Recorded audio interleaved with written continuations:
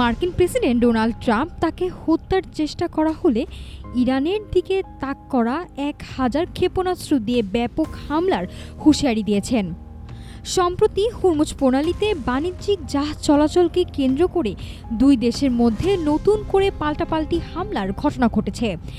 এছাড়া ইসরায়েল ও হিজবুল্লাহর সংঘাত নিরসনে হওয়া চুক্তি বাস্তবায়নের লক্ষ্যে যুক্তরাষ্ট্রের একটি সামরিক দল লেবানন সফর করবে। এই সামগ্রিক আঞ্চলিক পরিস্থিতি ও মধ্যপ্রাচ্যের স্থিতিশীলতা নিয়ে ট্রাম্প সৌদি যুবরাজ মোহাম্মদ বিন সালমানের সঙ্গেও টেলিফোনে আলোচনা করেছেন। চলতি সপ্তাহে হুরমুজ প্রণালীতে বাণিজ্যিক জাহাজে হামলার পর ওমানে আবারও আলোচনায় বসছে যুক্তরাষ্ট্র ও ইরান। তবে আলোচনার প্রধান শর্ত হিসেবে যুক্তরাষ্ট্রের পক্ষ থেকে হুরমুজ প্রণালী উন্মুক্ত রাখা এবং হামলা বন্ধের প্রকাশ্য প্রতিশ্রুতি চাওয়া হয়েছে। ইরান এই হামলাকে তাদের অভ্যন্তরের একদল কট্টরপন্থীর ভুল দাবি করলেও ডোনাল্ড ট্রাম্প স্পষ্ট জানিয়েছেন যে পূর্বের যুদ্ধবিরতি শেষ এবং প্রতিশ্রুতি না দিলে ফল ভালো হবে না। বর্তমানে পরিস্থিতি স্বাভাবিক করতে কাতার ও ওমানের মধ্যস্থতায় কূটনৈতিক তৎপরতা চলছে।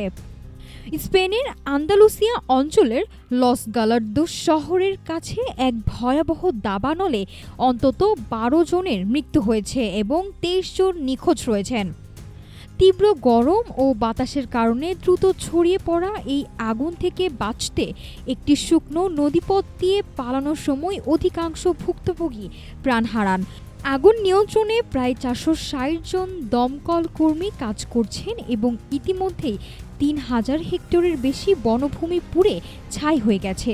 পরিস্থিতি বিবেচনায় ওই এলাকা থেকে 1405 জনেরও বেশি বাসিন্দাকে নিরাপদ আশ্রয়ে সরিয়ে নেওয়া হয়েছে। ভেনেজুয়েলায় গত 24 জুন আঘাত হানা ভয়াবহ জোড়া ভূমিকম্পে নিহতের সংখ্যা 4118 জনে দাঁড়িয়েছে এবং আহত হয়েছেন 16,000-এরও বেশি মানুষ। এক শতাব্দীর মধ্যে সবচেয়ে শক্তিশালী এই ভূমিকম্পে উপকূলীয় লা গুয়াইরা সহ ব্যাপক এলাকা ধ্বংসস্তূপে পরিণত হয়েছে। দেশের অর্থনৈতিক সংকটের কারণে উদ্ধার ও পুনর্গঠন কাজ বড় চ্যালেঞ্জের মুখে পড়ায় জাতিসংঘ $30 কোটি জরুরি সহায়তার আহ্বান জানিয়েছে। দুর্যোগ মোকাবেলায় ভেনেজুয়েলার অন্তর্বর্তী প্রেসিডেন্ট যুক্তরাজ্যে জব্দ থাকা দেশের 30 টন সোনা মুক্ত করতে ব্রিটিশ রাজার কাছে আবেদন করেছেন। ইরানের পার্লামেন্ট স্পিকার মোহাম্মদ গালিবাফ ঘোষণা করেছেন যে যুক্তরাষ্ট্রের সাথে চলমান সংঘাত কখনোই তেহরানের আত্মসমর্পণের মাধ্যমে শেষ হবে না। যুক্তরাষ্ট্র সমঝোতার চুক্তি লঙ্ঘন করলে ইরানি জনগণের অধিকার রক্ষায় সর্বাত্মক প্রতিরক্ষার জন্য প্রস্তুত রয়েছে।